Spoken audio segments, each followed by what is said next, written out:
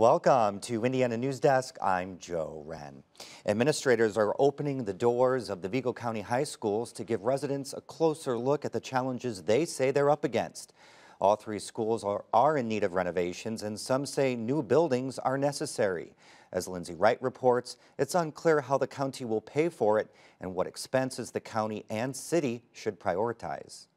Walking through North Vigo High School, it quickly becomes evident why school administrators are pleading for renovations. And you walk in every day just not sure what's going to be the next crisis, so to speak. Aaron Hughes has several responsibilities as the assistant principal, including school improvement, safety and security, and facilities management, which lately is taking up a lot of his time. The electrical's not really up to code for a, for a computer lab. Plumbing needs fixed, the roof leaks, and the HVAC system is always under repair. That just came off, and it just made this, real loud sound. But it blew apart at like probably 11 o'clock one morning during school, and this entire academic wing went straight to heat. Hughes says the inconsistencies in temperature don't make for a suitable learning environment. The long list of needs also includes equipment upgrades and simple resources for students.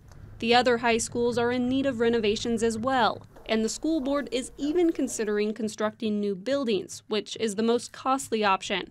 But it's not clear yet on how it would all be paid for. Resident Michael Howard has 2 kids who attend North Vigo. He says a tax increase would be worth it, but a referendum would only waste time. I would stress to the community members and taxpayers, come out and look at the facilities.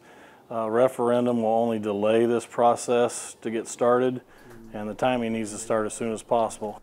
But city and county officials are facing budget problems of their own. City leaders are trying to climb back from a nearly $8 million deficit. County council members are trying to cut nearly $7 million from their budget while considering a public safety tax to increase revenue for a new jail.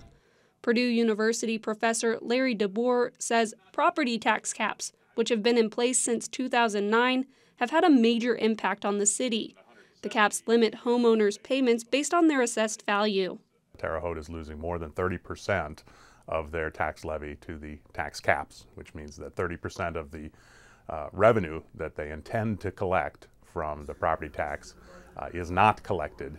DeBoer says the best solution to the financial woes is to generate more property taxes. And that would help with schools too. Economic development tends to generate population growth, and population growth tends to generate economic development. More population means more kids means more state aid. But that's easier said than done. Howard says finding ways to fund schools, though, should be the first priority. We're talking about a lot of tax increases in Vigo County, but I think one that definitely needs to be focused on is the education of the schools first, prior to some of the other projects that may be on the table currently. Hughes says he and other school staff work with what they have, but there's only so much they can do. But what's behind everything, what's on the other side of these tiles above us and behind walls and lockers and everything, there's just a lot of issues, and we know what those are. Not everybody sees them, but we know what they are. He says he doesn't care whether the school is renovated or rebuilt. He just wants a solution. For Indiana News Desk, I'm Lindsay Wright. There's one more scheduled open house. It's September 14th, the same day the City Council meets to discuss its budget.